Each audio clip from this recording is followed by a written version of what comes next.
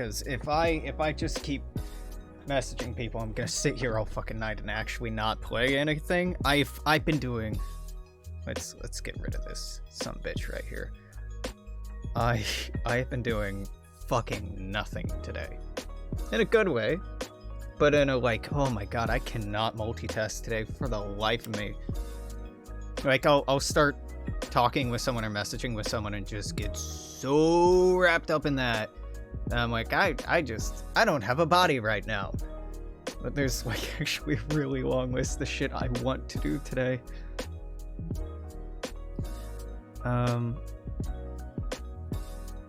Yeah, we'll leave that be. We'll leave that be.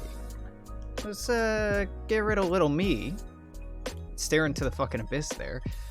Let's do a little Stardew. Oh, I didn't post I was going live. Short Stardew stream. Twitch.tv/Alexandrian Codex. Copy.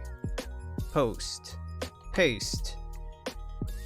Nope, that's a picture of Cork saying females. That's not right. There we go. There we go. Beautiful. Okie dokie. Yeah, that's a unnecessarily long intro. Oh, fuck. It's a lot of stuff I want to clean tonight and tomorrow, like I've wanted to anyway. Now I really do.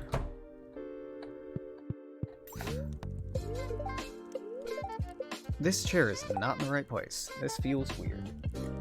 Yep. That's better.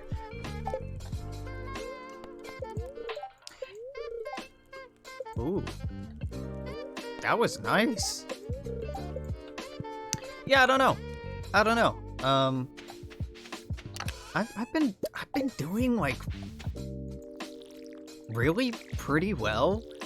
And I guess I'm kind of waiting for the other shoe to drop, because things seem fine. In fact, things seem good. Like, I'm talking with people I'm excited about, and I'm setting up dates with people I'm excited about. I'm trying to, be healthy to maintain my important relationships and friendships that I have. That seems to be working reasonably well. It's just like, what's the fucking catch, man? When's my mental health gonna give? When am I gonna just have big sad boy hours and be a poorly functional human being? When's that gonna pop in? Not yet. Not yet is the answer. I'm pretty comfortable being happy for November. December, I think some panic is gonna set in if I don't find an easy job that pays well by then, because then I have to pivot to find a job that pays well, or find a job that pays well enough at that point, or find something to hold me over until I find something better. And not the end of the world, totally doable, but I'm trying to put that out of my mind.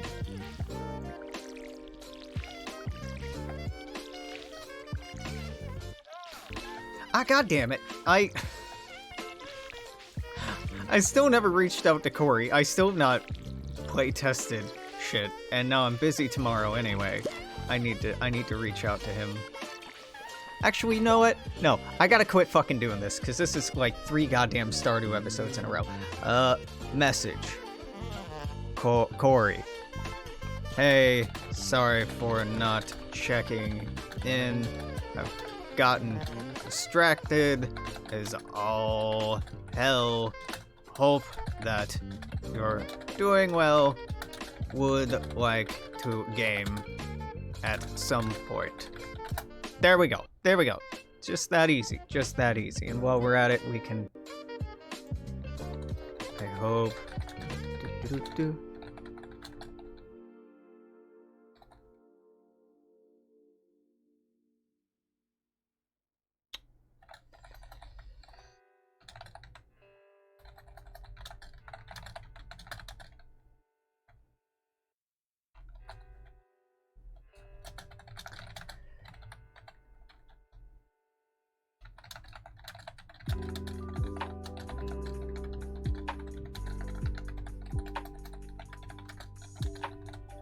Okay, get that out of here, get that out of here. Real quick. We'll just pop one of these. So, you know, it's pretty bad decorum.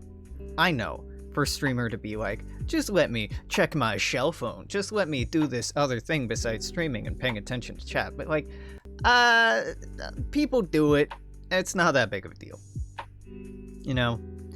It's like I'm being a bad date right now, but well. Too bad.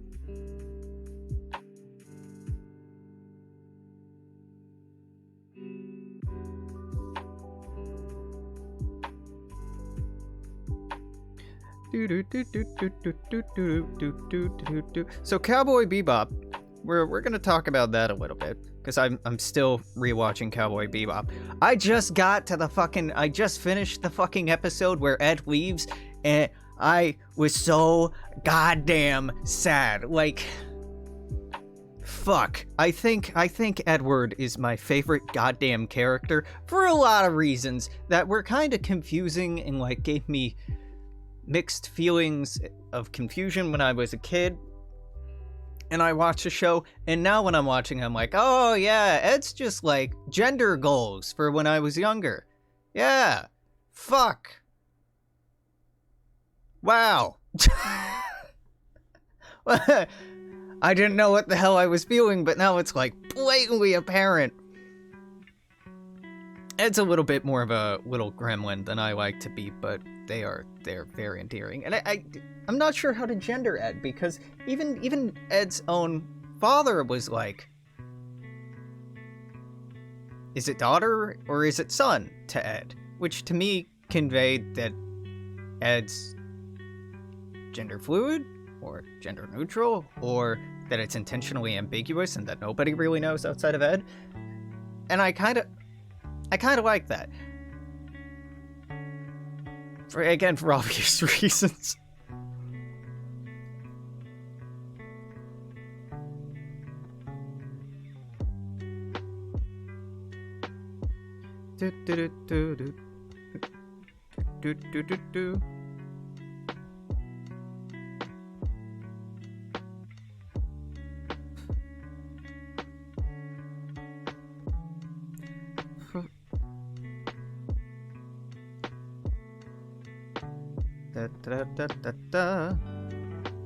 Listen, I thought that I could speak one sentence and write another at the same time, but clearly I can't.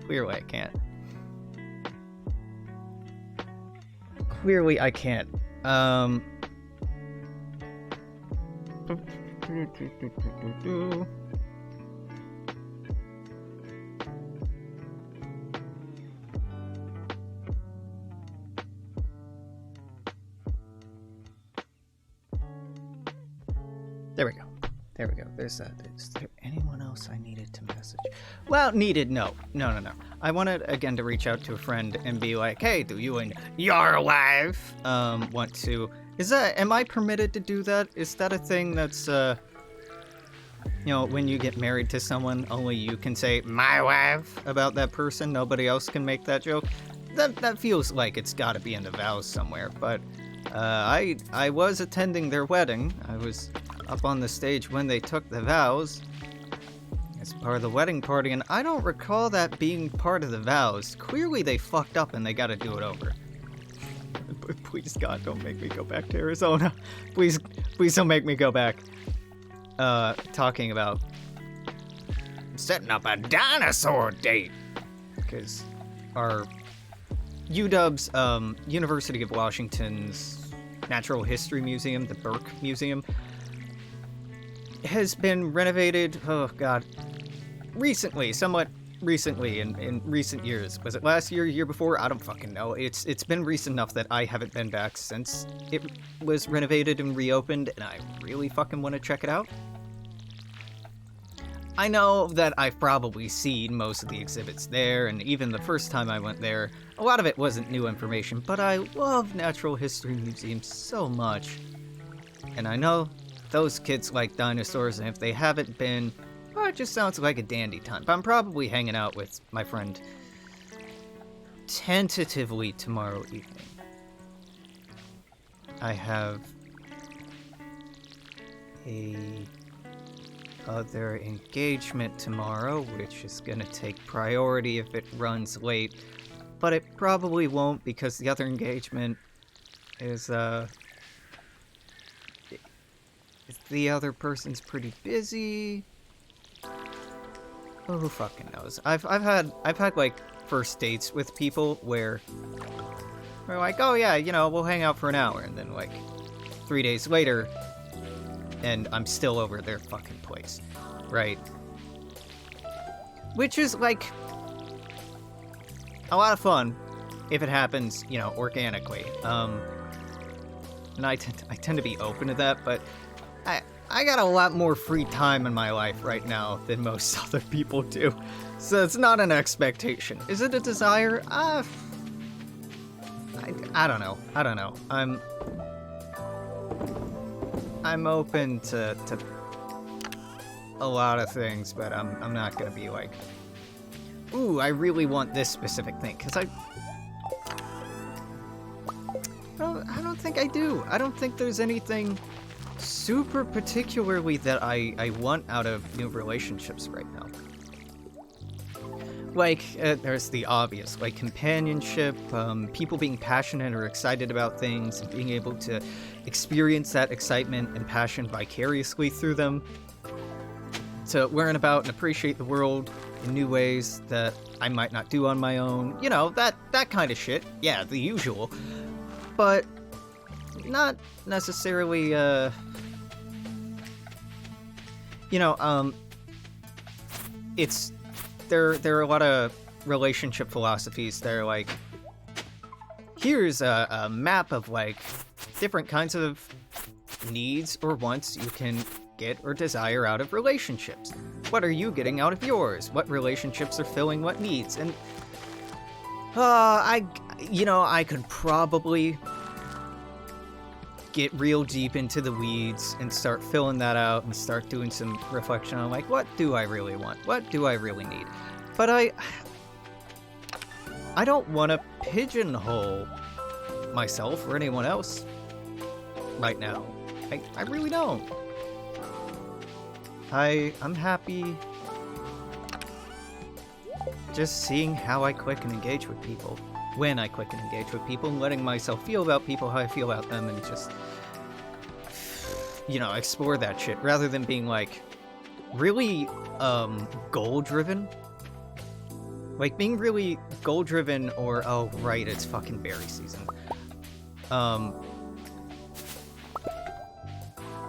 Like, hyper-intentional about, like, I want this specific thing out of a relationship right now. I don't know, dog, like, that's a little too laser focused for me. I'm not saying it's sociopathic, but it's...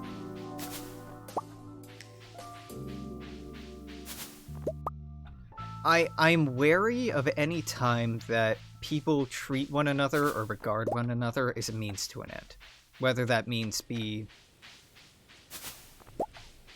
money, sex, companionship. If you're thinking about relationships just purely in the context of what its function is, that is unsettling to me. And you know, I've talked about a good wee amount how I do believe all relationships are transactional to some extent. But walking in with the attitude of like, hello, yes, I would like to perform a relationship transaction. I am going to give you this. I would like you to give me that. Do you agree? Yes, yes. Like, I guess it's cut and clean. But I don't think people are that cut and clean. I feel like people are more complicated and nuanced than that you can get a lot of different things, even unexpected things out of relationships, that trying to tightly and strictly define feeling like that is, I don't know, it feels uncomfortable to me. And boundaries are important, absolutely, but roles are awfully prescriptive. And I don't know, I probably have more to tease apart when it comes to thinking about this and feeling about this. Oh god, there's so many people I haven't responded to. I'm gonna pat myself on the back for, you know, talking with a few folks, and right now a couple that I'm very excited about and have dates set up with, which I'm very, very much looking forward to, and I'm very excited. And I'm also like, yeah, but how many other people are in your DMs that you kind of just got tired of carrying the conversation, or kind of ran out of the social battery life to respond to? I feel a little guilty about that. But one fucking thing at a time, right? We gonna stream, we gonna enjoy some Stardew. Then I'm gonna clean. I can't vacuum, it's too late, so I'll have to try to remember to vacuum tomorrow, but gonna take out the trash. Fuck the dishes. I will do them eventually. I should do them sooner than later so I can, like, actually make a proper dinner tonight instead of not, but I think I'm just gonna not. I wanna clean my bathroom. I mean, my bathroom's mostly clean.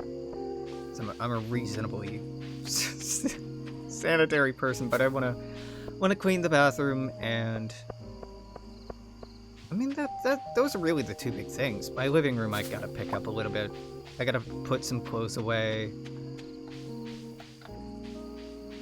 But my home is largely presentable, and I mean, even if not, whatever. I've hung out at friends' houses that have just been complete wrecks. I've dated people whose rooms have just been messes. But, you know, I like so many other people was taught this notion that, like, oh well, we have company coming over, so you gotta clean up. Gotta make the house look spick and span and perfect. Because we set unfair expectations on ourselves and each other about what's normal, and what a functional home or family looks like. Yeah. Yeah, I have family visiting in a little less than a month, and I need to respond to my older sister. God damn it, Alex! I do this when I'm trying to be social. Because people reasonably take, you know, a minute to get back to you, I message one person, then another, then another, then another, then another, and then they all start getting back to me. And a couple of those spin off into, like, actual conversations, which is great. And then the rest, I no longer actually have the time for, and it's...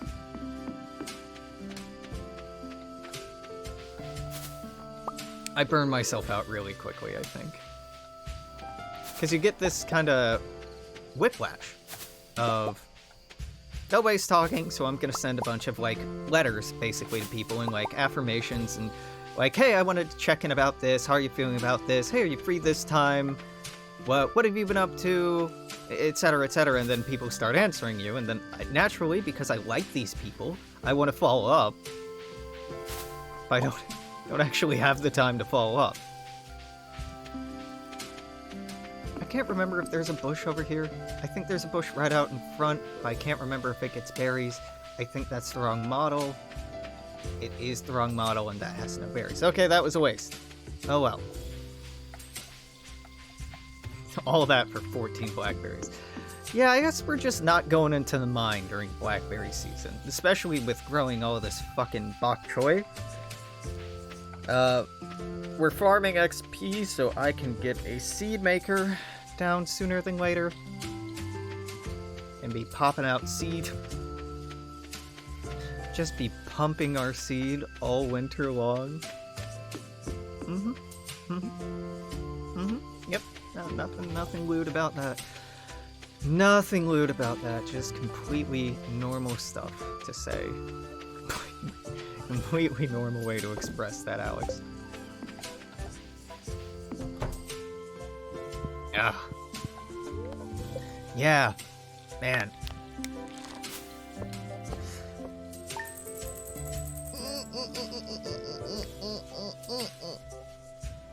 Oh, God, I need a massage. Oh, God, I wanted to work out tonight, too. Well, I can do that. I can do that. I'll clean, and then I'll work out. And then I'll take a shower, and that's probably enough time for the, bath to dry after I deep clean that. So, yeah, that maths out. Sort of, kind of. I also don't want to be up all night because I gotta... Yeah. When free time is a wonderful thing. Oh, it's a wonderful thing. But if you... A certain level of structure and organization of, like, when you do chores, when you do, whatever, work out, when you sleep and wake up, can be really helpful for imbuing a little bit of sanity into an otherwise chaotic and not random, but inconsistent reality. Alas, I took until like 9 in the morning to fall asleep today. I tried really fucking hard to go to sleep earlier than that. Just didn't take. I had to take, God damn it. My brain keeps filling it in with, sleepy medicine. I took sleepy medicine. Is it medicine? Sure. It's the thing your brain produces when it's dreaming. I'm like, serotonin, dopamine? No, it's not either of those things, dumbass. Come on. Oh, this is year 1. This is year 1, fall 1, year 1. This is very early. This is killing me. Alright, sleep. Melatonin! It had the tonin in it. That's what I was thinking. Melatonin. It took melatonin at like 8 a.m. to get to sleep at 9 a.m. Waking up at noon sucked. If not familiar, melatonin's really good at helping you sleep, but it can also give you pretty vivid dreams, and if you don't finish your REM cycle, it can be insanely difficult to wake up and feel awake. Like, you can feel like you're in a exhausted, half-waking state. There are some people that have used melatonin recreationally. Just the most Midwest fucking thing. Like, taking it and then trying to stay awake as long as possible because it makes you delirious. It's not a fun delirious. I've done enough illicit substances to know fun delirium. That ain't it. That's just like mild confusion and discomfort. Like, the delirium you get out of just being sleep deprived is typically more enjoyable than melatonin. Oh. Yeah, when I take it, it gives me a little bit of anxiety. It actually makes it harder to fall asleep. But, well, that's not entirely true. It makes it a little harder to fall asleep. Like, I can feel that there's a chemical process going on, and my body's like, hey, Alex, what the fuck are you doing?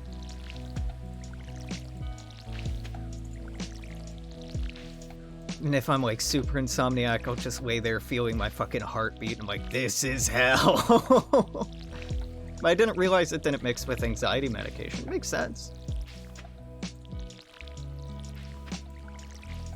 Ugh.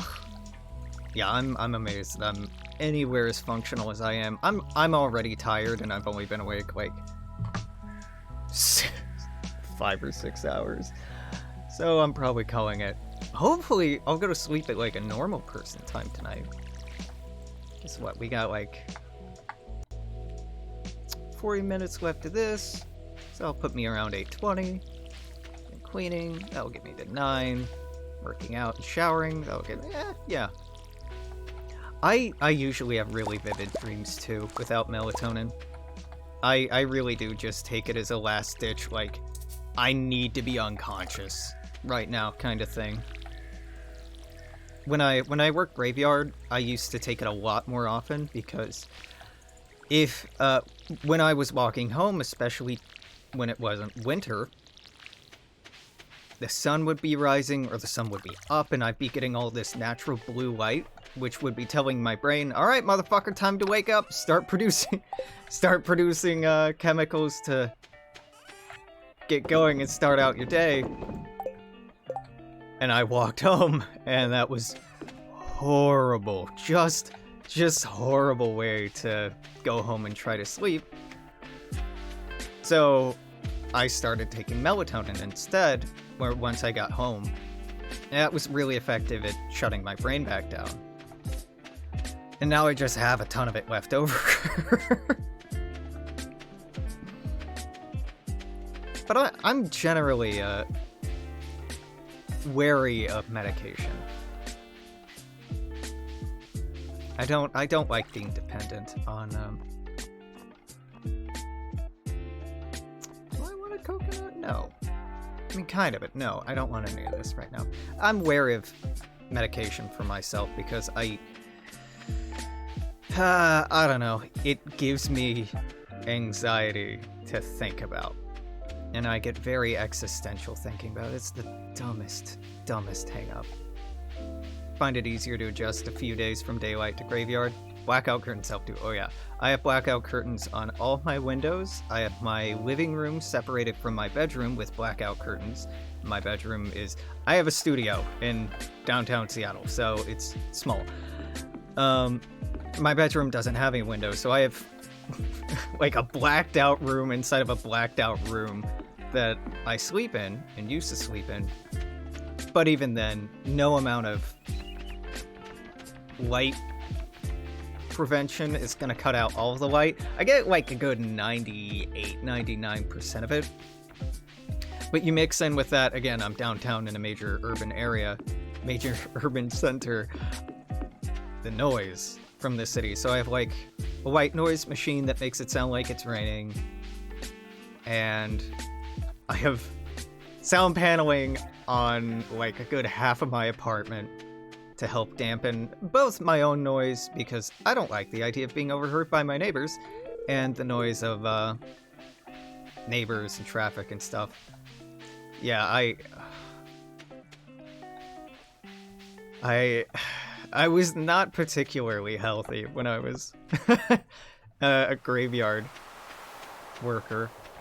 I wasn't that unhealthy, but like doing that for an extended period of time is not good for you. It's not. Like, there have been studies linking various health conditions and a faster deterioration of mental and physical well-being to working late night shifts, which makes sense because a lot of people in those positions drink a lot of caffeine or use substances like Adderall to help wake themselves up or give themselves energy throughout the night. And a reliance on uppers has some pretty deleterious effects on your health. Kind of needless to say. And I didn't drink caffeine when I worked graveyard at all. On like 5-day weeks, I absolutely would, but most of the time I didn't. I'd work 10-hour nights. I'd drink tea.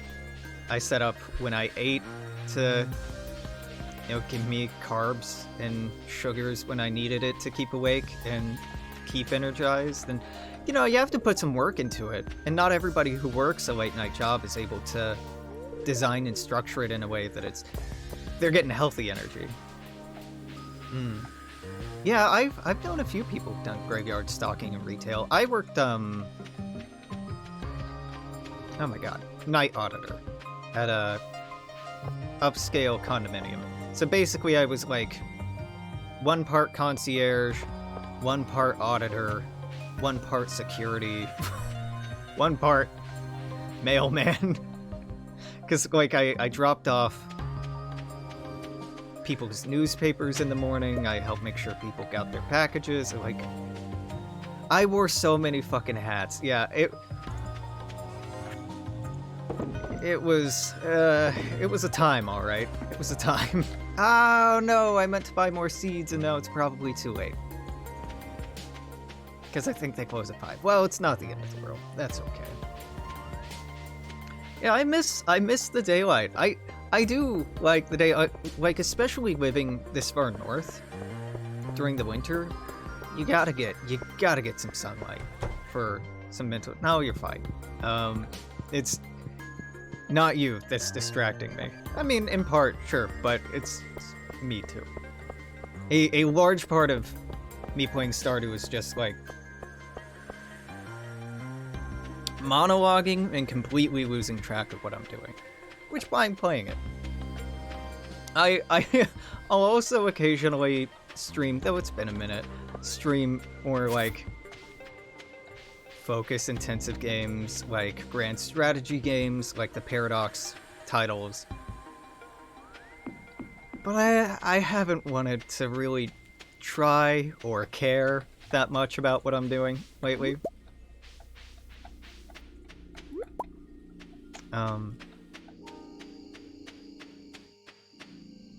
There was more to that sentence. There was more to that sentence. Yeah, I'm really in a kind of just wanting to vibe. Well, hi Nia, thanks for hanging out. I hope you're. Oh God, is it night? Yeah, it's night. I hope your night's going well. Me having to check if it's night, because the sun sets here at 4 p.m. now. So really, the difference between 4 p.m. and 9 p.m. It's all the same. It's all the same. It's really not that bad if you get used to it. Sorry, is that Nia or Naya? N-I-A, I assume with Nia, but Naya also is grammatically correct. I've been asking more people today what names they prefer to go by and how to pronounce their names than I have in a long time. Which isn't really that remarkable. No, I've been fortunate enough to not have to work since April of 2020. So I really haven't had to engage with the general public or like new people very often. And like most of the time when you're being introduced to folks in person, which is by and large how I meet people, they'll just tell you. Nia, okay, thank you.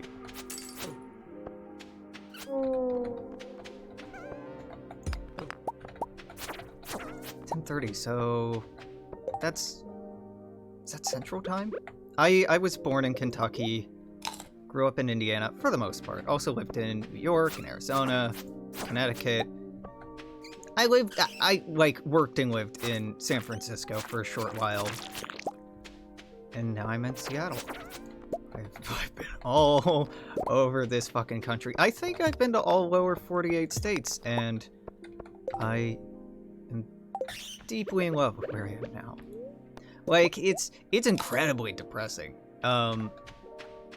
If you don't like rain, Seattle's winters are incredibly depressing. It's gray, and it's rainy, and it's dark. But I find all those things incredibly beautiful. So I'm all about it. Though, you know, it wouldn't kill me to have a sunny day every now and then. Yeah, as far as Stardew goes, I don't really have big goals. For fall, we're kind of on autopilot. I'm gonna keep growing stuff. We gotta get more bok choy just to grind out XP to hit level 10 in farming. And then we're good for winter to start pumping out... What's the word? Seed, right? Yep, that's the joke. To start pumping seed. In preparation for spring. Been a long time worker. Well, hey, I have worked in many chats for like years before actually hopping in, so you and me, same. I'm that way with a lot of social situations too. like, the first time I started a new job, or back when I was in college when I'd start a class, I'd be pretty quiet for the first week. Because I'd be taking everybody in, kind of... You know, it's a little creepy to put it this way, but, like, studying people and getting to know the vibe, you know, doing a very intentional vibe check. And that way, it made it a lot easier to interact with people because it kind of felt like cheating, right? Like, not have to ask people what they like, not actually have to engage with, like, the monotony of getting to know people, but just reading them and then going from there. And apparently, that's a symptom of, like, several mental illnesses, and my response to that is like, okay, I guess that's fine. I don't really care. I don't feel a strong need for a diagnosis. Oh, Chairman loves me. Hell yeah. Chairman Meow. Good little buddy. So now I think I don't have to pet Chairman Meow every day. They should have a golden heart. Nope, okay, well, fine. Maybe it's just other animals that do that. Hey, don't get me wrong, I really enjoy raw dogging social interaction and being like, hey, hi, nice to meet you, and going through all the... When did you move here? What have you been up to? Have you been watching anything lately? Like, I like small talk. I actually really enjoy engaging with people. But, like, if I don't have to, if there's an option to just skip that part and, like, not have any deleterious effect on the relationship, oh, fuck yeah. I'm doing that. I know I'm crazy, I'm just not medically documented. It's crazy. Yeah, like, I definitely know. Okay, that's enough of that. That's enough of that. Can be depressive and anxious, and, like, that can feed into and be the result of all kinds of things. But I have a pretty good, you know, emotional intelligence, capacity for self-analysis, and self-awareness, so I don't feel an overwhelming need to get diagnosed. So I'm doing okay. It would help, but it feels ancillary and kind of unnecessary. Yeah, seriously, going on TikTok, and it's like, did you know you have PTSD and ADD or ADHD and that you're autistic and that you're this and that you're that? I'm like, yeah. Love social media. Love how knee-jerky people are with self-diagnoses. That's maybe my least favorite thing about that algorithm right now is just like, hey kids, did you know that you have this specific illness? It's like WebMD, but when you're not looking for it. And there's validity to, like, the assessments that, like, hey, these are symptoms, or these can be constituent parts of bigger issues. But, you know, you shouldn't self-diagnose. Yeah, I honestly couldn't say how my family's mental health history reflects on me, because I come from Kentucky people, which means I come from shut up and suck it up kind of people. Not people who get diagnosed, not people who, you know, actually treat themselves very well, like knowing that you have diabetes and everybody in your family who grew up with you has had diabetes, and yet not watching your diet and not working out and not following medical advice. Those kind of people, and not just specifically with diabetes, with, like, everything. And you know, I can come up with and imagine some conditions that I think my parents have, but as far as I know, they're undiagnosed. And even if they are diagnosed, it's not my fucking business. Family medical history is just like, you know, I get a notion that there's something to dig into there, but only like a vague feeling. A vague, unsettling feeling. Yeah, yep. And there's the fact that actually getting medical assessments is expensive. And then getting treatment and consistently being able to see someone, because sometimes your insurance will cover an assessment, but then it won't cover actually seeing a fucking psychiatrist, or psychologist, or therapist. Or it'll only cover like 6 sessions. as if that is anywhere near an appropriate amount for, you know, deep, meaningful, reflective, corrective, introspective work. Yeah, especially with psychiatrists dialing in prescriptions and testing that out, and keeping a close eye on what that should be. Nope, insurance companies just want to get you in there and then get you the fuck out and not have to pay for it anymore. Insurance is such a goddamn scam. It's such a scam. And it's one that, unfortunately, we just kind of take for granted here in the United States. Other countries being like, you all are fucking insane, and just us quietly sobbing. We know. We know.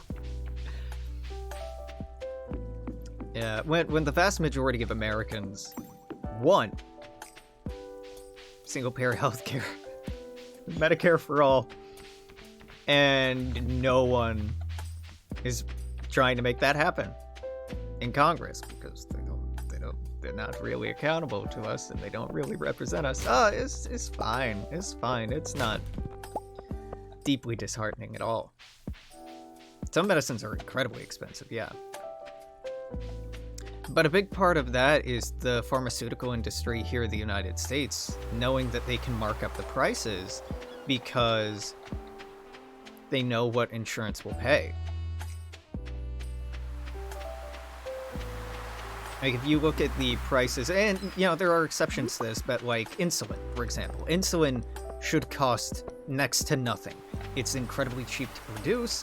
It's necessary for human life, right? Like, the cost of it should be pretty low, but the price of insulin is wildly inflated in the United States, especially in comparison to other countries. That's the case for a lot of different medications, a lot of different medicines. They were made with the intention of, like, you know, I don't know, helping people, and instead, no, we don't do that here. I'm gonna buy 50. Is that enough? Is that too much? I don't know. Wow, yeah, and mental illness is so ostracized in the United States. And probably elsewhere as well. But the reality of it is that a lot of people in the United States suffer from mental illness. They're just using coping mechanisms to deal with it. Like, when we talk about substance abuse or drug use, so often people are like, all those people smoking this and injecting that, but the most common abused substances in the United States are coffee, i.e. caffeine, alcohol, and tobacco. And those industries are, like, deeply, deeply entrenched in the power structures and status quos that we take for granted. So many people are self-medicating all the fucking time, and they're doing so without medical guidance. They're doing so without medical supervision. In fact, most of the time, their doctors are begging them to stop. But for people to maintain their sanity and operating in this capitalist hellscape, they're doing it to survive. Now, I was around a lot of people who took counseling courses in college, and I think I sat in a few, I don't remember. But one of the things that stuck to me the most is one of the counseling instructors at the college, Prescott College. Not the shitty one in upstate New York that I went to, the Arizona one. That was actually pretty good. She talked about, like, the first thing she would say to a client who's dealing with addiction is to thank them. Because people fall into self-medication and addiction out of a desire to survive. If you don't want to live, you're not going to find ways to make life less painful. You're going to, skip out on the middleman there, so to speak.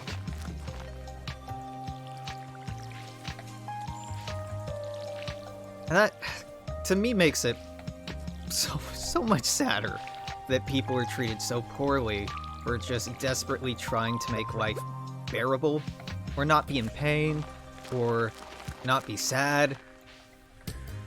Like, y'all are just a bunch of hoodlums and junkies. Like, what the fuck, man? They're just trying to live.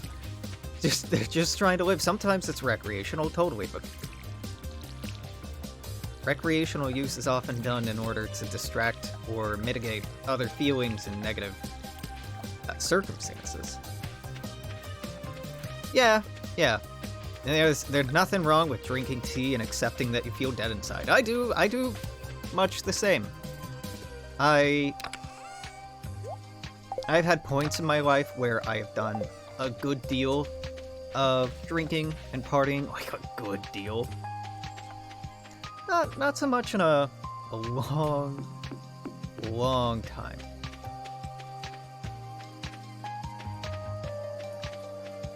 Yeah. No, I think there's a lot of value to just making peace with being sad and not trying to, like, get rid of it. Because if you're sad, you're probably sad for a reason. If you're heartbroken or exhausted, it's probably for a reason. And in teasing and investigating and, feeling out that reason and that feeling, even if it's an uncomfortable one, hell, even especially if it's an uncomfortable one, can get you closer to addressing the problem or understanding it better at the very least. Writing works for me too. I recommend it to so many people, but a lot of people never actually try it. Writing is insanely helpful because it does a few different things, right? It can help you take your internalized thought process and put it down on paper so you can come by later, whatever. Look at it later and see if you were being rational or irrational and kind of understand your own mental and emotional processes and, like, cycles. It can be really helpful for learning how to communicate effectively to other people what you're feeling and how you're feeling. And also, it's just, like, deeply cathartic to get this feeling out that you're expressing something or sharing something without the accompanying feelings that you're... this is kind of sad to say, but, like, for me anyway, I don't like feeling like I'm burdening somebody by talking their ear off about being sad. So instead, writing or just streaming into the void or whatever else, depending on the day, that helps out a ton.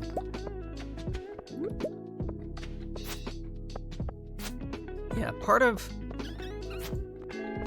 cognitive behavioral therapy, CBT, and CBT is very hard to take seriously because of the acronym. Part of that is trying to rewire, so to speak, your thought process and your the way you think about things. In a way, I was doing that for myself when I was working that graveyard job, and I was literally in a very dark place and, like, just existentially exhausted. I started doing daily lists of, like, 10 things I'm grateful for. Every day. Just 10 things. And trying to practice that kind of gratitude, it's such a new agey sounding thing. Practice gratitude, but it actually really helps. It's a really effective way to dissuade or work through depressive feelings or anxious feelings, is to think about things that you're grateful for, even if it's just like rain or being alone or not having to do anything right now. Even if they're like kind of sad or lame things, it still really helps me anyway, and it can help some folks to use that as a way to process and guide their mental processes. And also, if you're like me, you can then look back on the list you've been making over like weeks and put them in like a spreadsheet or tally them up, and then see what things come up, what things you're actually grateful for, what things actually help improve your day, even if they're really small things, and then you can maximize your exposure to those things, or you can do those things more. That did a lot for me. Yeah, writing fiction and for me can be pretty helpful too. When I do fictional writing and world building, it's mostly world building. Like, I'll come up with characters and character concepts, but I don't like writing people. I don't enjoy writing like conversations or people interacting. I like writing about lore and history and nerd shit. Hey, big pumpkin. And storytelling can be super helpful. Both in like giving you a sense of authorial voice and control, even if in a limited scope, but also helping you imagine other possibilities, other worlds. There's some escapism in it, I guess, but there's a lot more to it than just, you know, pure escapism. Is this...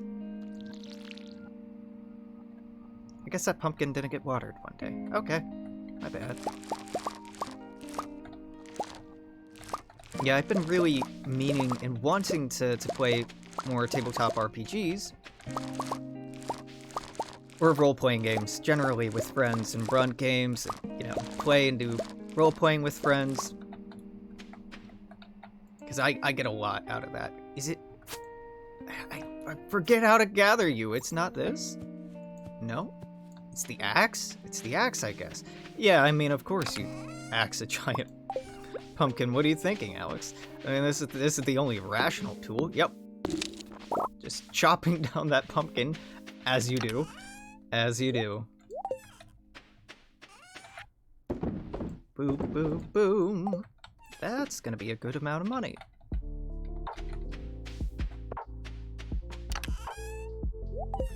Honestly, why did I store that? That's not what I wanted. This is gonna be, I think, the last day for the night. My streaming and recording schedule has been weird. Just completely weird this last week. I've just been popping on... When I wake up, I'll like eat breakfast and I'll talk to people and I'll knock out some chores. And I'm like, okay, 1 hour of streaming. And I'll do that. Then I'll go do other shit until I'm tired, and then I'm like, 1 more hour of stream. Not like a week and a half ago I was going like, every day, 2 or 3 p.m. Pacific Standard Time, hell yeah, I can do this. Nope, took like 2 days to throw up my sleep schedule, and now I'm back to being a monster. Yeah, 5e's a lot of fun. Like, I have complaints about Dungeons and Dragons generally, because there's some incredible other rule sets out there and incredible other systems, but 5e's fun. 5e's a lot of fun. I think 5e's at its most fun if you're not trying too hard. As a DM or GM, you kind of have to, but there's the players, I mean. Because if you get players who are like, I'm just gonna build the minimist, maximist, biggest badass that I can, well, yeah, you can really break combat and do some stupid stuff, but for me, a lot of the fun is like, you know, the actual character roleplay, the relationships, the world around them, their relationship to the stuff around them. having, you know, feelings and shit. It's play for me. There's a lot of the appeal.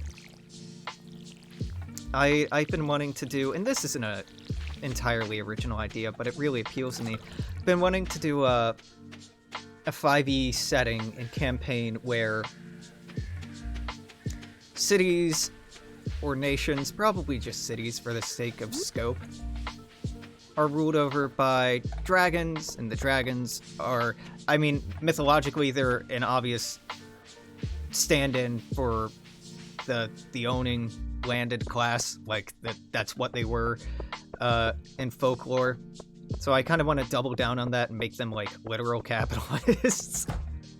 And have vampires being parasites, being a stand-in, again, in the original folklore for the parasitical landowner class or landlord class. I want to have them literally just be parasitical landlords. And I have a lot of notes on this setting I want to play around with. And,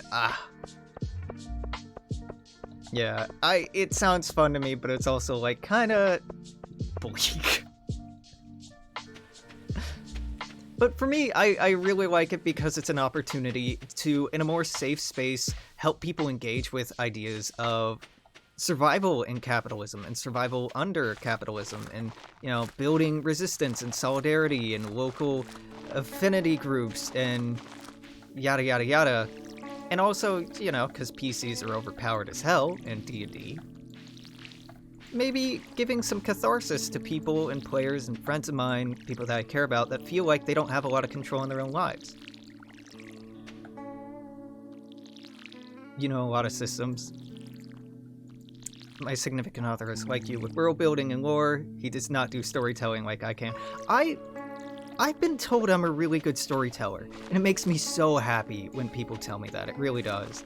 Like the wedding I went to in October, I had people I had no idea who the hell they were being like, "Oh hey, I've heard about you. You run really good D&D campaigns." I'm like, this is the scuttlebutt about me? Not like all the embarrassing stuff? I'll take it, thank you.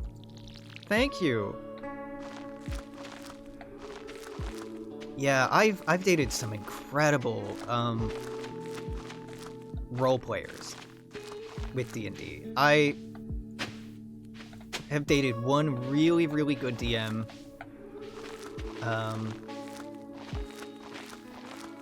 But their strength wasn't really the world building. It was more just they got really excited about the people at the table and what the people at the table were getting excited about. That's not enough seeds.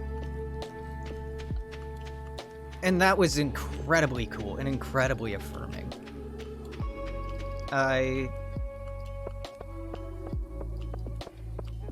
Yeah. I have some friends that are like traditionally good DMs. Like in like the old school sense, but I don't know, this might be a weird thing to say, but I feel like there's a very queer kind of play that D&D allows, and that role-playing games allow, that they didn't really hook in on. Like a level or type of emotional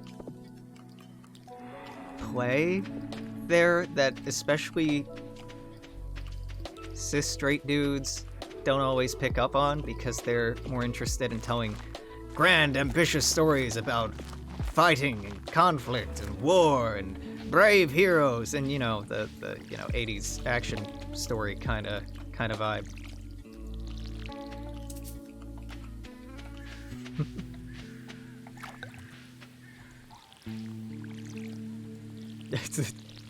If any of them listen to this, it's not a subtweet, you know. I've had fun playing your games. They're just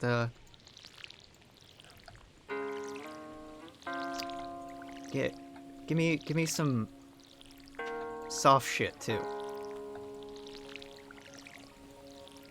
You can run games, so he told me he wishes he had the skill that I do to be able to roll with players' choices. Yeah, that comes really naturally to me too. This improvisational acting and storytelling. And I've had people ask me about it, really good friends of mine ask me about it, and like, how do I do that? I really like what you're doing. I'm like, just do it. And that's not meant as a dismissive thing, but for me it's a lot like painting or drawing or writing, like writing poetry. I can't tell you how to do it, because what I do is I kind of just let go when I'm doing it. I let go of my inhibition as much as I can, and I get in like a flow kind of fugue state where I just let it happen. And that's not the most clear or intuitive instruction set, right? Yeah, I don't know, just talk? Yeah, I feel...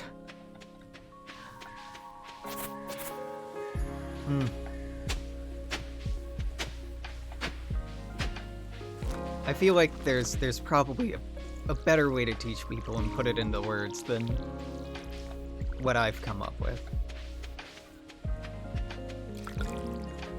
Well, that's all I've got.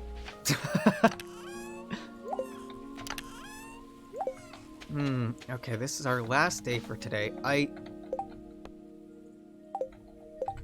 When? You don't have a calendar here. Okay, I hate this. I'm gonna go back and check the calendar. I hate this, but I actually forget when the Harvest Festival is, and I want to keep that vaguely in the back of my mind. Vaguely. We'll see.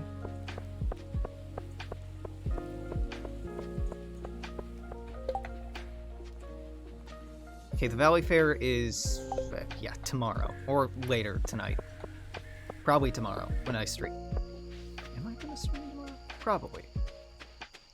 God willing, or, you know, Satan willing, whoever it is that is in control of my sleep schedule, because it sure as shit ain't me.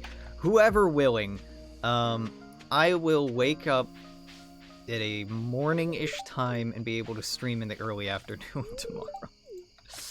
And we'll do that then.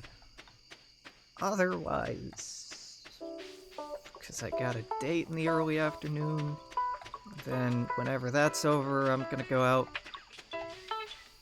Assuming that doesn't turn into an all-night thing, I'm gonna hang out with a friend of mine, and that could turn into an all-night thing.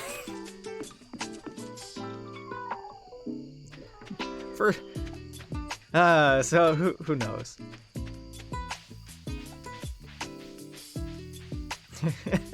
Wait, you really don't want to jump down the cliff and parachute your way down with a bed sheet tied together with rope? Yeah, like, I don't know.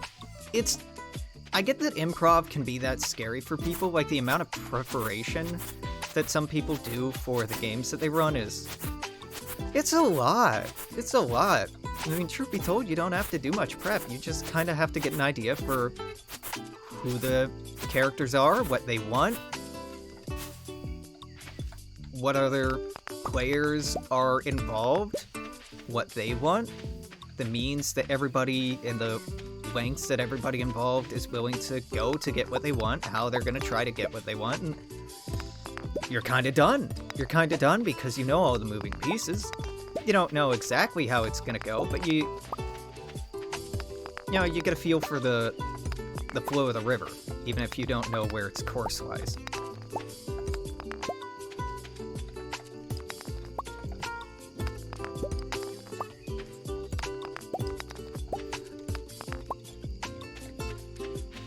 Real incident I had to decide on them was a Goliath Barbarian.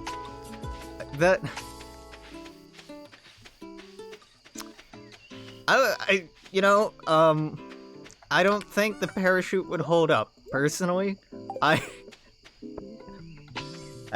don't see that working out very well. But I've done stuff like that to DMs, especially when I was younger. I had a dwarven rogue, I want to say, who invented gunpowder. And this was back in like 3.5, and smoke powder was a thing in 3.5, so it wasn't that outlandish. But they're like, well, how are you gonna do that? And me being the fucking history nerd that I was, well, I combine saltpeter and this, and I can get this from this and that from that, and I would know all this because, you know, come from a metallurgist culture and da da da da da da. Oh yeah, I've caused my fair share of problems. More recently, when I've been playing as very magical characters. So like Necromancer, who just has like dimension doors full of skeleton archers with expensive enchanted bows because I can just kill. I could one-on-one a Tarask with this Necromancer character I had. Not the Necromancer itself. No. They would stay way in the back and then just overwhelm any stat block with just a massive swarm of skeletons with enchanted weapons. Because law of large numbers, you can just do that, and it's stupid and it's broken. But I've tried playing that character once, and I'm like, I just gotta turn into the big bad now, because this isn't fun for anyone else. We're there. I can quit grinding. Cool. Okay. Yeah. Well, this puts me in a really good place when we come back. I make a seed maker, start. I've gotta find a different way to say this, because I find it really funny that I keep saying pumping out seed. I like that it's sexual. I do. I'm into it. On a couple different levels. But I've gotta quit. I've gotta quit making this joke. Jesus Christ! 33,000 from the pumpkins. Yeah, that sounds about right. Hell yeah. Okay, well that's not a bad place to stop off. I would actually like to stream more. I would. But I'm gonna be a good, responsible human being. Also, like, just acting in future Alex's benefit. So I'm gonna get off of here, I'm gonna clean my apartment so I can potentially bring people back here, friends or otherwise, and not be like, oh my god, I'm a monster and I'm ashamed of myself. So if you're watching this on YouTube, anyway, this is it for today. Until tomorrow, I'm gonna be... What? Nope, that's not how that goes, Alex. I'll be back tomorrow. Until then, toodaloo, take care, I'll see you then, bye-bye. Yeah, that's how we do the outro for YouTube.